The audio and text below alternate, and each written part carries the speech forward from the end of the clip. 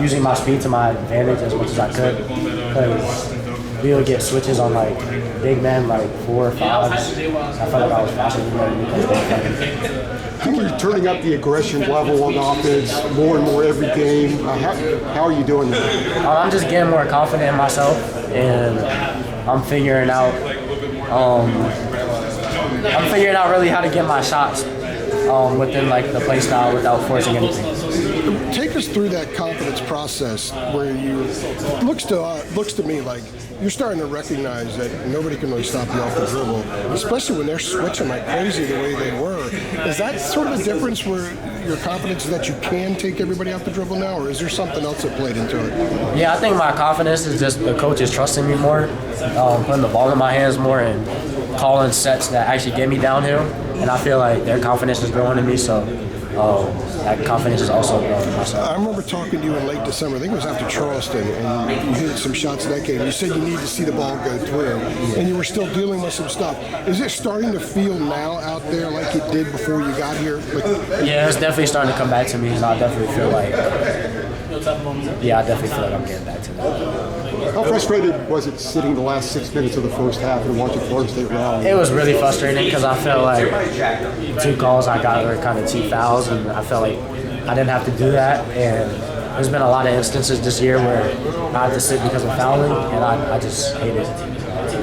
What do you think kind of allowed you guys to, rein in, I guess, the ball control in that second half? I think first half it was like 12 turnovers, whatever it was. What do you think kind of allowed you guys to rein it in? I think we just slowed down a little, and the coaches, during halftime, the coaches were talking about turnovers a lot, so we kind of just focused on taking care of the ball more.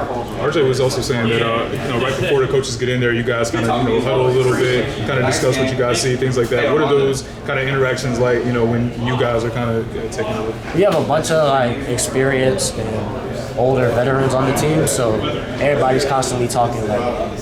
I'm talking because I'm the point guard. Mondo, Cormac, RJ Harrison, they all been playing college for a long time, and they're just great leaders, and I feel like every single one of them can be a leader, so they're just talking a lot. Does Harrison ever amaze you at the rebounds he gets and just the dirtiness, the dirty way he played? Not bad dirty, but kind of a good dirty out there on the floor. Yeah, I think it amazed me early in the year, but he's been doing that every day in practice, every game. So it's kind of something I expect from him now. It seems like we're getting to a point where almost every game he gets a rebound, and you're like, damn, he got that rebound. Yeah. It's one-ups maybe his best rebound from the game before. Yeah, for sure, yeah. You got to the point where you almost don't expect to turn the ball over. You had a turnover in the second half, and you kind of put your head on your head, hand on your head, and kind of looked frustrated. Yeah, I felt like my teammate was wide open, and I deflected the ball. And I felt like that was a really bad time for me to turn the ball over, so I was kind of mad and upset. RJ made some big plays down the stretch, but so did you. How important is it to have a veteran teammate like that to look at when you're in those positions? Yeah, I'm a freshman, so I'm constantly trying to learn from all my teammates, and RJ is a great influence on me, so to see how poised he is, to see him making all these shots down the stretch, just shows me the level that I want to be at. So maybe next year I could be exactly like him. Elliot, along those same lines, what do you think it is about this team, the guys in this group, that allows y'all to come into places like this where it gets jacked up and nuts and not lose your cool? What is it about this group and that makeup, do you think? I think we all trust each other. We all know how good everybody is, so we just have a lot of confidence in ourselves. We feel like we got a lot of good players off the bench. Our starters are everybody's really, really elite. So we're just always calm. We're always just confident that we're going to end up winning the game because we feel like there's not a team better than us in the country. What went into the choice to go no sleeves? Yeah, good question. The shirt that I packed was kind of too tight, and I didn't like it, so I went no sleeves. And I've been I think I'm gonna do it more because I kind of like it. It's kind of comfortable. Go back to Adam's So you question. put the shirt on here, a little too snug. Are you out there trying to warm up with it? Yeah, I put the shirt on and I was warming up and I didn't like myself. So. Just took it off. I know it's hard hitting journalism. Well, it is. Going back to what he was asking about keeping your composure in an environment like this, Hubert's been talking a lot lately about you guys living in the trenches.